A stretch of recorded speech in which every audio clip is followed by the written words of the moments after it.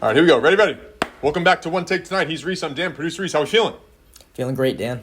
Today's episode is brought to you by Sartoro. Summer may be coming to a close, but that doesn't mean you can't look absolutely electric out at your next sales meeting or fall date. Want to get as much attention out of the marina as producer Reese tired of buying off-the-rack suits that don't fit as well as you would like? Check out our friends Sartoro. The fastest-growing men's online fashion brand is changing the suit game with their incredible selection of suits, colors, and styles. And the best part is it's all done online. Use a digital tailor feature to pick out the perfect suit option for you. I mean, look at these new suits, producer Reese. This thing is unbelievable. I was out on the East Coast this week. This new pinstripe. I think it's their 130 wool collection. This thing is crispy. And then you got the classics like this guy. I mean, our boy Andy is hooking it up. These suits are unbelievable. Andy's just working. He's working hard, making beautiful suits like these. I love it. Slanging suits left and right. Use promo code OneTake10 or sartoro.co/OneTake for 10% off your first order. Sartoro, the suits. Producer Reese, let's get right into hot takes. What do we got? Belichick copyright. This whole situation that's going on, Dan. You want to talk about that a little bit? Jordan Hudson is... I've been talking about her for weeks. She's every week becoming more and more my favorite person. In the past few days, she copyrighted, filed a trademark, I should say.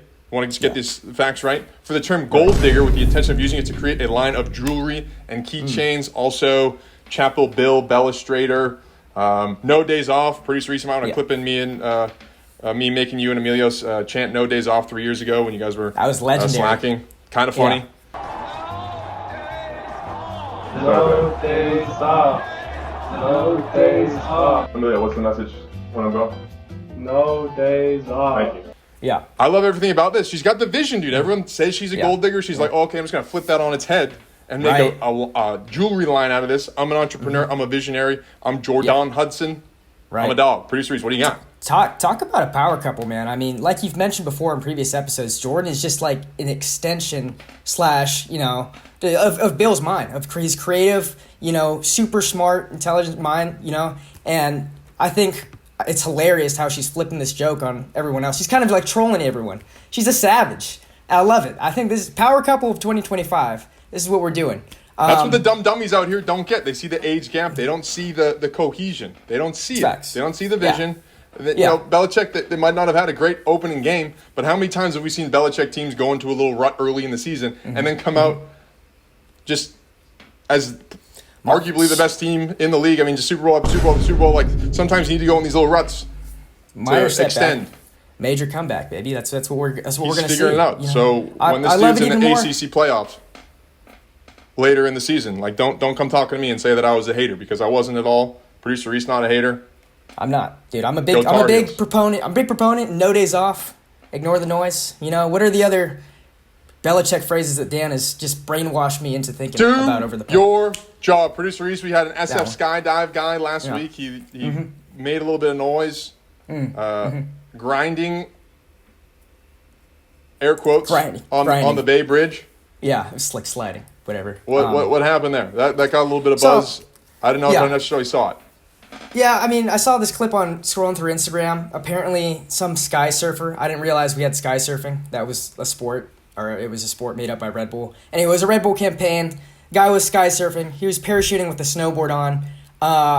His goal was to grind the cable, the large cable of the Bay Bridge. Let me just tell you, I'm gonna cut to the chase. It wasn't that electric. It was fucking boring, dude. He didn't even grind on the actual cable. It was like the safety cables above the actual cable. For less than 5 seconds. He literally hit it, made contact for a couple seconds, and then slid off and then landed in the water. It was a Kiss the Rail and Tony Hawk Pro Skater 3. I think that was a Kiss the Rail. I might have to clip in a Kiss the Rail. It wasn't electric, man, and just the fact that they had to shut down traffic for however long, that's super annoying. Did they actually shut down traffic? That's alleged. I don't know if they actually did. Allegedly. I mean, if you look very closely in the video, it does not look like there's any cars going across the bridge, so... The video was well produced. It happened, I think, the second to last weekend of August, week and a half ago. Yeah. I thought it was going to be a little cooler. I mean, I get the precision you need to jump out of a plane or a helicopter to, like, get to that specific area. But I mean, if you get the parachute, I thought he was going to really, like, ride for a significant period of time. They were like, oh, he, like, was riding the Bay Bridge. It's like he was on there for a few seconds at the most. Facts. No, if he slid down like halfway through, I would have like been like, oh, okay, this is kind of cool, but same time, whatever. Speaking of last weekend, Burning Man took place from the 24th of August to the 1st of September. What's your thoughts, Dan? I've been wanting to go to Burning Man to cover it the last 2 years because of the overall amount of chaos. I think as a media reporter, it would be kind of electric, kind of funny to do because it looks just horrible. I don't understand the appeal whatsoever. It's like you go up, there's no, I guess the appeal is how bad it is because you have to kind of make your own society for a week. You got to like just bring up a bunch of water and like, I don't know if there's like porta potties up there and now you have to buy tickets. I mean, back in the day, it used to be like there's no purchasing of tickets. I don't, and there's like just insane traffic. Like if someone runs out of gas in that area, like what do? I have no idea. Yeah, I'm surprised. The last couple of years, there's been like rainstorms, so then there's just mud everywhere, and cars are stuck, and people are stuck. It just looks like the worst possible week I could imagine. I'm a civilization guy. I'm a Western development kind of a guy. There you go. Yeah, that's a bit of a can of worms, but overall, I like living indoors. I think it's better than living outdoors. Facts. Don't think you could pay me to go to Burning Man. Let's go back there in a bit. But I'm super impressed with the fact that they were able to capitalize or monetize on the experience of living in a shithole. I think that's very interesting. Dude, I saw pictures of this stuff. I mean, I've kind of known about what it was, in the back of my head, but until I actually like pulled up images on Google search of like what this is, I'm like, all right, this does not sound fun. I second that. I second your opinion on being paid X amount of dollars to go to that music festival. I mean, Producer is getting a bit derogatory. It's not even a music festival. There's no like performances. I think people just go around and like I don't know what you do for a week. I could imagine going there for a day, maybe two, but a full week. You just walk around. There's like art. People bring up art. You got to transport it. Right. I guess you got to like move your whole life up there. I mean, I don't understand it, man. It's getting a lot of buzz right now. I've seen a couple of news topics about it. Just like apparently a person died over there. People are being assaulted over there. I mean, it sounds like a wild land, like fucking like Mad Max in real life. I don't think that sounds very appealing. So, it's sounding more unappealing by the minute here. This is we may have to go up and investigate one of these years. That would be actually kind of sick. I think if we find a good angle, and we like craft it the right way, like an investigative piece, I think. I don't think you're allowed to even film up there. You're probably not allowed to bring cameras.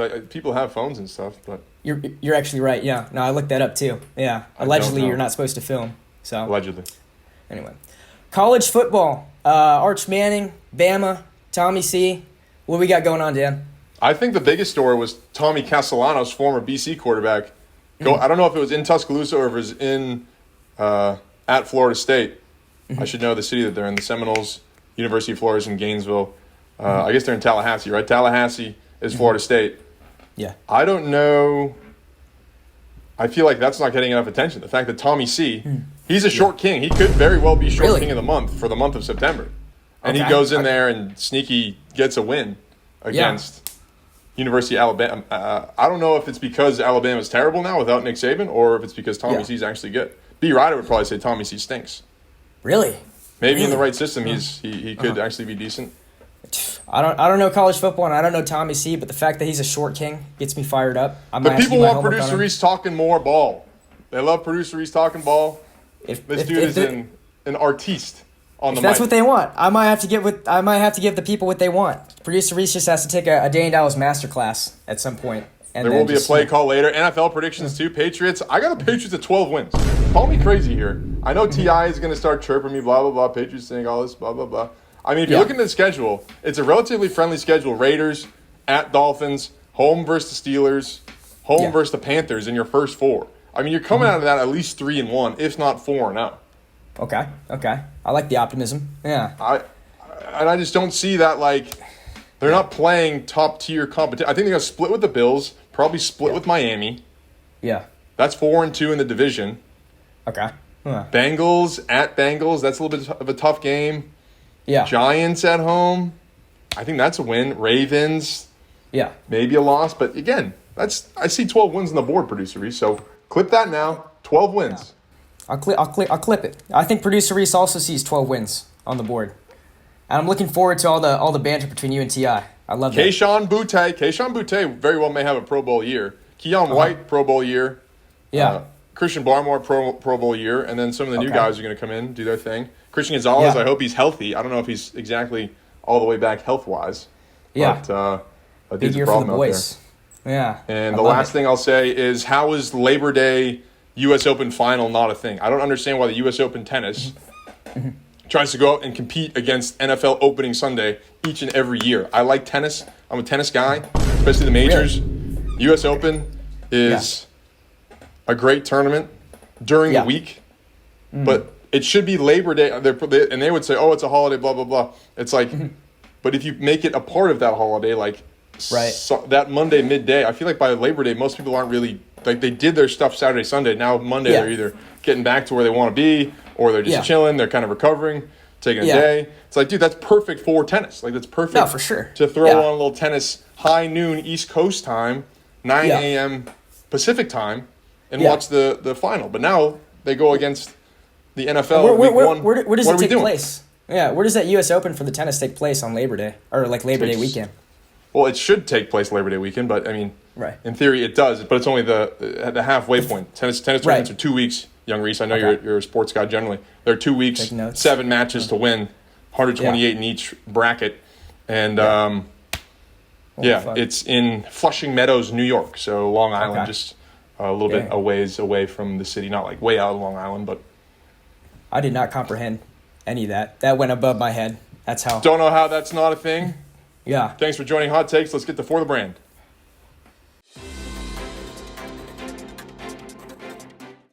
For the Brand, producer Reese, what do we got?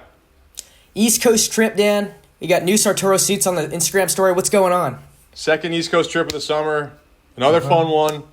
A little too much time traveling around. Chicago, D.C., Boston, back to San Francisco on Labor Day. Okay. Had some good weddings. And, the story was really the Sartoro suits, man. I mean... Right. Me and my boy, Joey Quattro. Shout out Joey Quattro, one of the biggest fans of OneTake tonight. Producer Reese. We got to hook him up. He's getting married. We got to hook him up with the Sartoro suit. And, it was just good time. Good time overall. The boys were asking about Producer Reese. That's another story. The boys were like, where's Producer Reese at? Rumors of Producer Reese making an East Coast appearance in the next couple years. I mean, I think I just got to fly out to Dedham, Mass. and just show my face, shake hands with the people, sign some babies. You know how it goes. Dude, that picture of you and Joey, and I think that photo actually went viral. I mean, call me crazy. You were stunned on your boy Joey. That's why we need to get him in a suit ASAP. I mean, the color. No stunt on Joey Quattro. I don't say anything negative about the fans. Joey's been my buddy since we're 6 years old. Joey's looking amazing, but he would look way more amazing in a Sartoro suit. He would look electric in a Sartoro. We'll get him there. In due time. But good trip overall. Producer Reese. Yeah. Mini local celebrity in Dedham. Not too shabby. Yeah. So rumors of Producer Reese also going to the Kamala Harris book signing event October 5th. Apparently she came out with her new memoir, 107 Days, something about her campaign. I mean, I get it, man. Like, if you're a politician, you didn't win the race, you got to make some money somehow. I just can't imagine who actually reads these books. Like, do you know anyone who, I mean, okay, maybe if you were actually... It's not a book signing. It's an evening with Kamala. October 5th in San Francisco. Tickets are pretty pricey. Okay. Will I be sending Producer Reese to it to take notes? And, I know, we'll see how many Sartoro suits that we sell in the next few weeks. And check on some company budgets. But that would be fun. I think it'd be hilarious. I think it's also been thrown into the mix that Producer Reese might have to do another book report. He has not done one of those in probably like 2 years, 3 years, man. I mean, has Producer Reese ever done a book report? I don't know, actually. You did the Lying Saga, and you did one more when I can't remember exactly what it was. We might have to dig through. I was scrolling through the blog the other day, and it popped up. It was a book report. I can't even remember on what. You talk, and I can look it up. But this is another just weird, I don't know, weird out of touch move. It's like Democrats want to be the party of the everyman and of the people, and then it's like, oh, we're gonna put our candidate out to do this like exclusive elite event that nobody can get into because tickets are $1,000 a piece at the Masonic, which is like an intimate small venue. I don't know if you've been there, producers. You're low class, so you probably haven't been there. But they'll host speakers, and it's in Nob Hill. It's a nice spot. Yeah. Yeah. No, it sounds very bougie. Sounds very high class. A little High on the class bougie end of the police spectrum. race. They have like one. They have like one section of tickets for like $90, so they can be like starting at $90, but they're really all super expensive. It's like You're probably like way tucked away in the stupid. nosebleeds. That's what's gonna happen. Yeah, you're like behind the stage or something. I don't even know. Yeah, yeah. Book report TBD. We'll see. We'll let Could the be fans funny. know. Yeah. All right, what else? Ads on the site. We got ads on the site now. What's going on? I'm looking at the site right now, and there are some ads. Yeah. Apparently, according to Ezzy, we're now sponsored by Diamonds Direct. So get your diamonds. There's like Diamonds diamond ads Direct. on the site. Yeah, Don't hate it.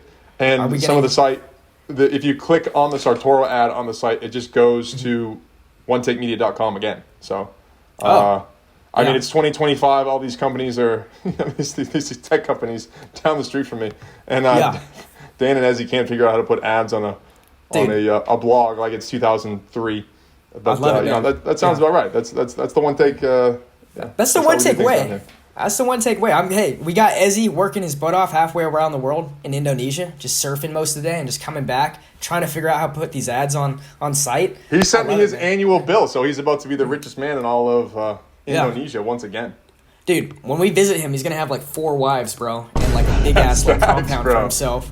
And All we're the gonna be money I've like, been sending them, dude. $1 here is like it's like $45 over there. So I could feed him and his wives for like a week, bro. Yeah, very well good.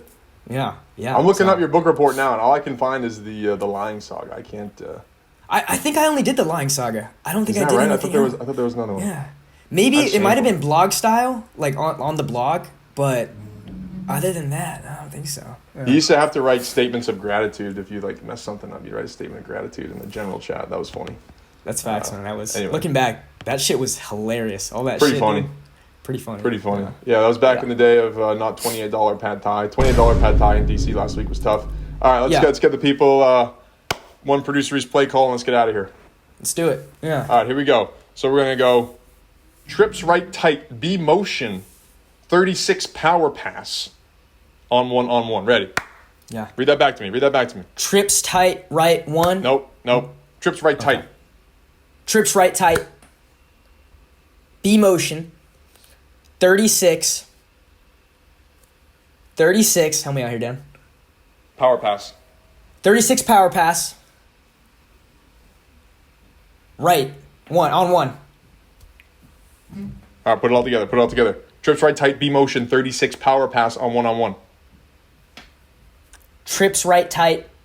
B motion. 36 power pass on one. Red. Let's go. Bang. We'll see you next time. Solid. Pretty sure it looks like you're doing like an Elon. Like you got to work on your like salute. Fuck. Yeah. You're doing a little of this. It was getting a little sideways. You get a little sideways on the salute. I think the salute is here. Uh-oh. I think the salute's Right. more here. Okay. Thanks for telling me. You're doing a little. I was doing you're flirting with it. You're flirting with it a little bit. I was like, yeah, I might get canceled, bro. I might get canceled. Just saying. You want to just be mindful of these things. Trying to help out my guy.